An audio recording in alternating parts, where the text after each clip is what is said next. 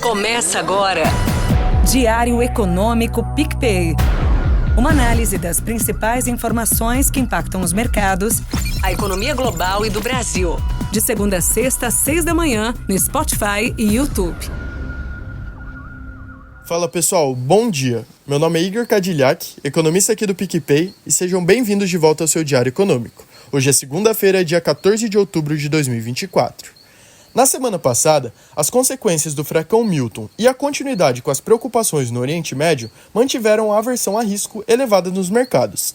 A escalada levou os Estados Unidos a anunciar o envio de um sistema antimíssil para Israel. O preço do petróleo seguiu subindo, mas a frustração com a falta da parte fiscal do pacote de medidas de estímulo na China levou as commodities metálicas a devolverem parte da alta da semana retrasada. No fim de semana, o ministro das Finanças chinesa ainda não detalhou exatamente, mas falou que grandes medidas estão por vir. A expectativa é que garanta a meta de crescimento de 5% nesse ano e deixe um 2025 encaminhado. Vamos só ver como. Nos Estados Unidos, os últimos acontecimentos têm consolidado cortes mais moderados da taxa de juros. A ata da última reunião do FONC revelou que a ideia de começar de uma forma mais cautelosa não foi de somente um membro, como foi votado. Os dados de inflação ao consumidor e ao produtor desaceleraram, mas ficaram acima das expectativas. Outro destaque foi o aumento dos pedidos de seguro-desemprego para o maior nível em um ano, reflexo parcial do furacão Helene. E juntando isso tudo, vimos Fed Boys falando mais firme, sugerindo até manutenções dependendo dos dados. De fato, a preocupação está melhor equilibrada. Aparentemente, deixou de ser tanto o mercado de trabalho e agora o foco principal é o repique inflacionário. Os treasuries registraram um aumento nas taxas de juros, o dólar se valorizou frente à maioria das moedas e ainda assim as bolsas americanas terminaram a semana em leve alta, impulsionadas por bons resultados corporativos. Dow Jones e S&P estão em seus recordes de fechamento.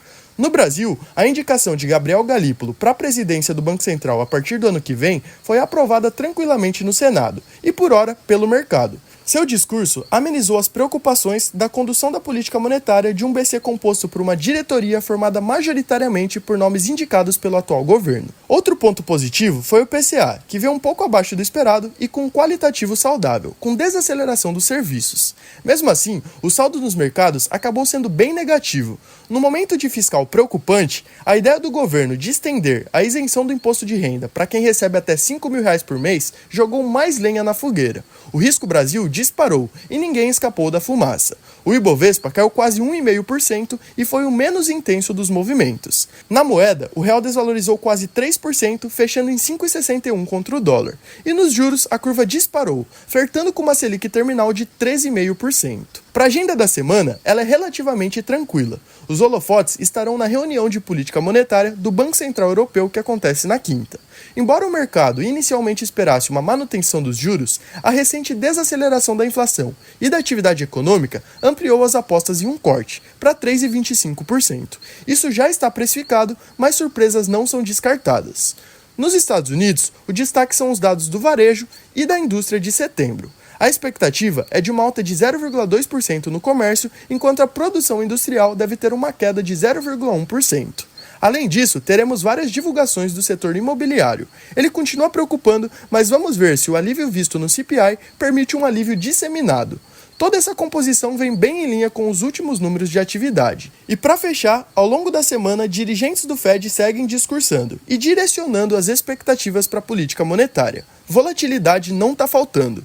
Na China, já começou com a balança comercial, mas ainda teremos uma série de indicadores relevantes ao longo da semana. Na terça, saem os dados do PIB do terceiro trimestre, com projeção de crescimento anual de mais de 4,5% e expansão trimestral de mais de 1%.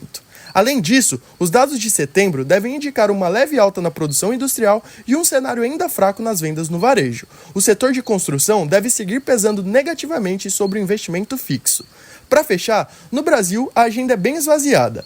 Hoje saiu o Índice de Atividade Econômica do Banco Central de agosto, a famosa proxy do PIB. O crescimento da indústria, construção civil e do agro no mês deve contrabalançar as quedas no comércio e nos serviços. Projetamos uma estabilidade na margem. E amanhã sai a LSPA, que divulga as estimativas agrícolas de setembro. Mas o foco mesmo segue sendo fiscal. Bom dia, bons negócios e sorte sempre!